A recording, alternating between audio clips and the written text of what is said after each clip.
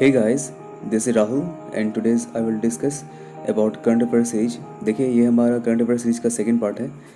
इससे पहले हमने करंट अफेयर सीरीज का पार्ट 1 कर रखा है, तो आप उसे हमारे चैनल में देख सकते हैं। तो देखते हैं आज का पहला क्वेश्चन हमारा क्या है। आज का पहला क्वेश्चन है 6 मार्च 2019 को कौन सा देश अंतर्राष्ट्रीय आपराधिक न्यायालय का 124वां सदस्य बना। अब देखिए ये जो होता है वो है एक पार्ट है ICJ, Indian court of justice, ये इसका पार्ट है। तो अब इसमें से जो हमारा 124वां सदस्य बना है वो कौन सा देश है, तो वो हमारा है option B Malaysia. Malaysia 124 members इसके हुए हैं जो 6 मार्च को हुआ है। अब देखिए ICJ का फंक्शन की अगर बात की जाए कि इसका फंक्शन क्या होता है, देखिए इसका फंक्शन ये होता है जब कभी दो देशों के बीच में किसी भी प्रकार का डिस्प्यूटेड हो जाता है तो वैसे डिस्प्यूटेड को हल करने का काम ICJ करती है। यानी जब दो देशों के बीच में किसी भी तरह से विवाद हो जाते हैं तो उन विवादों का जो एक समाधान करने का काम ICJ ही करती है। साथ ही वैसे डिस्प्यूटेड को भी ये सॉर्ट आउट करती है जो रिकमेंड करते हैं हमारे यूएन यानी यूनाइटेड नेशंस के द्वारा जो सारे रिकमेंडेशन किए जाते हैं उसको भी वो सॉर्ट आउट करती है। चलिए नेक्स्ट क्वेश्चन देखते हैं हम लोग। तो नेक्स्ट क्वेश्चन हमारा है जनवरी 2019 में संपन्न Italian football super cup super Coppa Italiana का खिताब किसने जीता। ये इटालियन फुटबॉल सुपर कप हुआ था 2019 में, जिसका एक सुपर कप था सुपर कोपा इटालियाना। तो इसके विनर कौन थे, तो इसके विनर थे जुवेंटस एफसी इसके विनर थे। नेक्स्ट क्वेश्चन देखते हैं। देखिए नेक्स्ट क्वेश्चन है किस राज्य सरकार ने प्रोजेक्ट गौशाला के तहत राज्यों में अगले 4 महीने में 100 गौशालाएं खोलने का निर्णय लिया। देखिए इसमें 100 गौशालाएं खोलने हैं और ये टारगेट रखा गया 4th मंथ में, जिसका नाम दिया गया प्रोजेक्ट गौशाला। और ये मध्य प्रदेश का है, मध्य प्रदेश के फ्लैग स्कीम है। एक महत्वपूर्ण योजना में से एक है कि गौशालाओं को खोलने के लिए एक शुरुआत की जाए। तो उसी के आधार पर ये प्रोजेक्ट गौशाला चलाए हैं जहाँ पर 100 गौशाला खोलने की बात कही जा रही है। और ये न्यूज़ सुर्खियों में थे गौशाला को लेकर के मध्य प्रदेश के संबंध में। देखिए आगे बढ़ने से पहले आपको मैं एक बात बता देते हैं कि हमारा जो करंट अफेयर का सीरीज है उसका 1 to 15 क्वेश्चन का सेगमेंट एक हमारा कंप्लीट हो चुका है, तो हम उसी को कंटिन्यू कर रहे हैं और ये 16 to 30 क्वेश्चन का सेगमेंट है। चलिए नेक्स्ट क्वेश्चन देखते हैं हम लोग।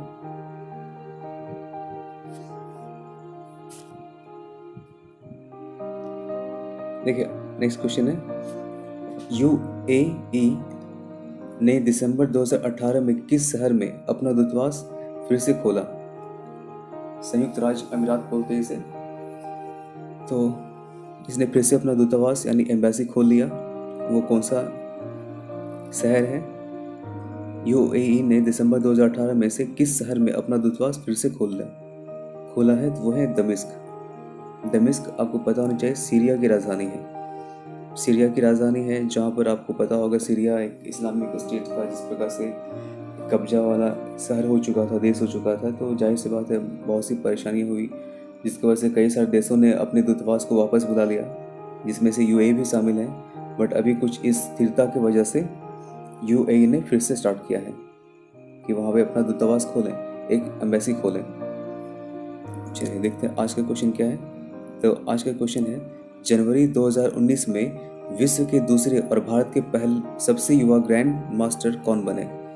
तो इसके जो सही ऑप्शन है वो है, राइट ऑप्शन है डी गुकेश विश्व के दूसरे और भारत के सबसे युवा ग्रैंड मास्टर का खिताब जीता है और ये 2019 में हुआ था, जनवरी 2019 में। नेक्स्ट क्वेश्चन देखते हैं हम लोग 21। देखिए वरिष्ठ राजनयिक रीवा गांगुली दास को दिसंबर 2018 में से किस देश में भारत की नई उच्चायुक्त नियुक्त किया गया। तो जो राजनयिक हैं एक एम्बेसडर होते हैं, तो सीनियर एम्बेसडर है ये।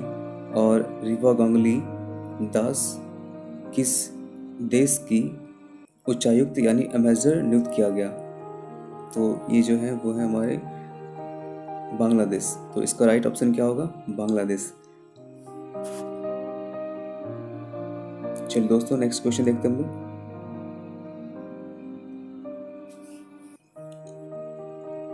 जनवरी 2019 में केंद्रीय मंत्री नितिन गडकरी ने जम्मू कश्मीर में किस नदी पर केरियान गांडियाल पुल का उद्घाटन किया?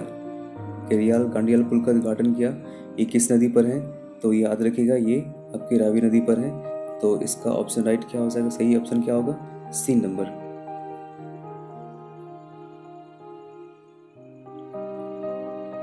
नेक्स्ट क्वेश्चन है, हेनली पासपोर्ट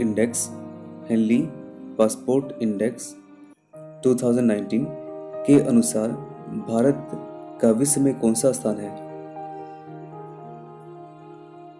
तो इसका राइट ऑप्शन क्या होना चाहिए? देखिए, इसका ऑप्शन है ए में है 72 यानी 72वां स्थान है, 7 बी में है 75, सी में 79 और डी में 69। तो इसका ऑप्शन सही है सी। देखिए, HP जो आई है, HPI, इसे जारी करने वाली जो संस्था होती है वो होती है इंटरनेशनल एयर ट्रांसपोर्टेशन एसोसिएशन। अब ये इसे जारी करती है और जो हमारा रैंक था इंडिया का वो पहले 81 था और ये सुधार होकर के 79 हो गया है।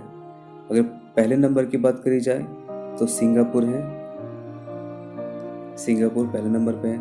लास्ट में कौन है? तो लास्ट में है अफगानिस्तान और इराक, ये लास्ट में है। तो रैंक 1 आपको पता होना चाहिए, सिंगापुर हो गया। और लास्ट नंबर रैंक पे कौन है? तो अफगानिस्तान हो गए और इराक हो गए। भारत का अभी जो स्थान वर्तमान की स्थिति में वो 79 है। तो इस तरह से हमारा जो राइट ऑप्शन होता है सी नंबर होता है। नेक्स्ट देखते हैं क्वेश्चन हमारा क्या है।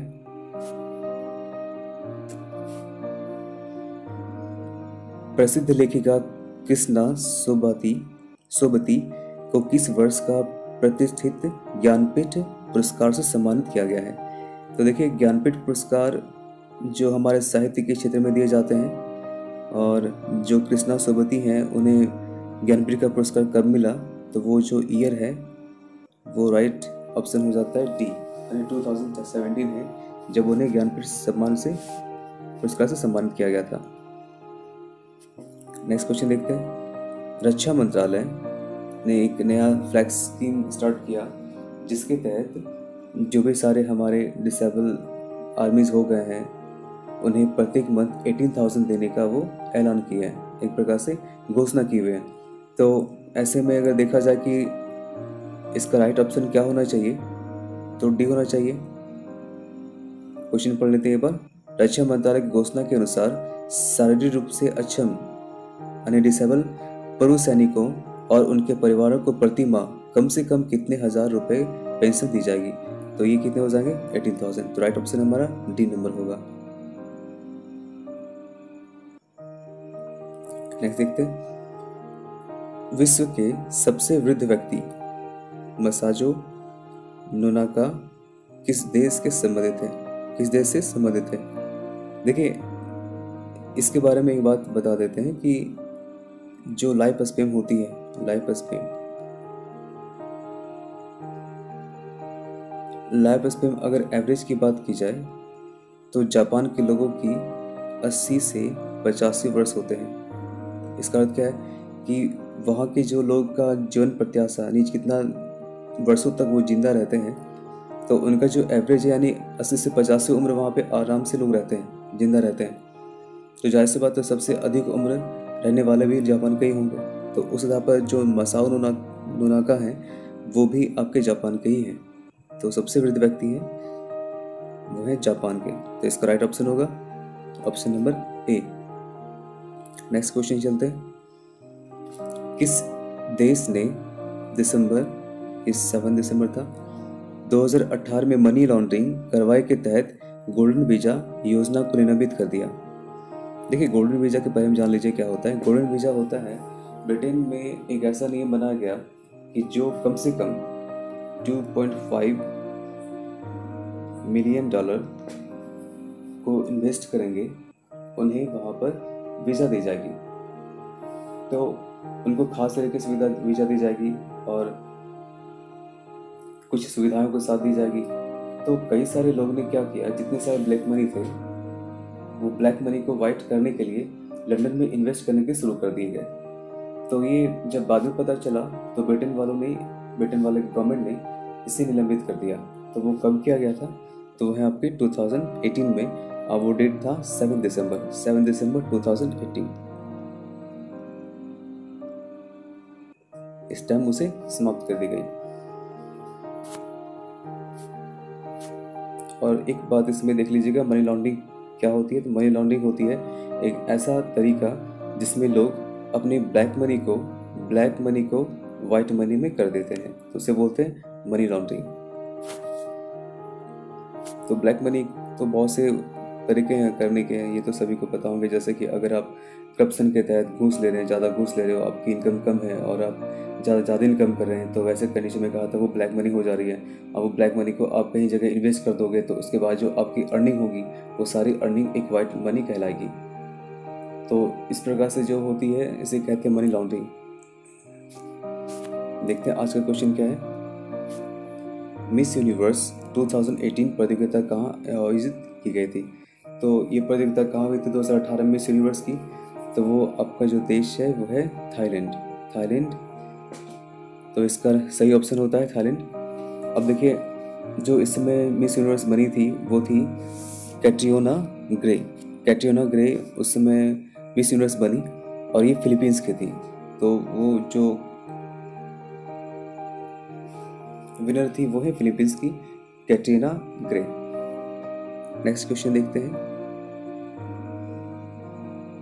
सिनेमेटोग्राफ संशोधन विधेयक 2019 के अनुसार पायरेसी और कॉपीराइट मामलों का उल्लंघन करने पर कितने वर्ष की सजा का प्रावधान है। देखिए, जो भी सारे सिनेमेटोग्राफ हैं, यानी जैसे मूवी सब जो बनते हैं या डॉक्यूमेंट्री फिल्म सब बनती है, छोटी मोटी फिल्में जो बनती है, तो उनका अपना कॉपीराइट होता है कि वो उसी कंपनी को मिले। जितने भी सारे, अगर कोई भी उनको अगर दिखाना चाहते हैं या देखना चाहते हैं, तो वो कंपनी का एक टैग होता है, कंपनी से परमिशन लेनी होती है, तभी वो परमिशन देते हैं। तो जाके आप दूसरे चैनल में या किसी भी जगह दिखा सकते हो या देख सकते हो। तो आए दिन होता ये था कि कई सारे मूवी बन जाते थे और लीक हो जाता था, लोग डाउनलोड कर लेते थे, किसी माध्यम से डाउनलोड करते थे और डुप्लीकेट कॉपी बना दी जाती थी और मार्केट में बेच दी जाती थी। तो इससे उनका एक अच्छा खासा नुकसान होता था। तो जिस वजह से एक लॉ बनाई गई कि जब कभी अगर अब ऐसे डुप्लीकेट कॉपी या पायरेसी पाई जाती है तो उसके अगेंस्ट में केस की जा सकती है और वैसे व्यक्ति को सजा भी हो सकती है। तो सजा का प्रावधान कितने वर्षों का है, वो है 3 वर्षों का।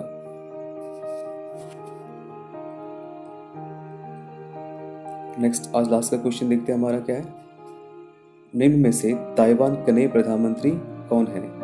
तो ये भी हाल में हुए हैं चुनाव, तो आपको पता होना चाहिए।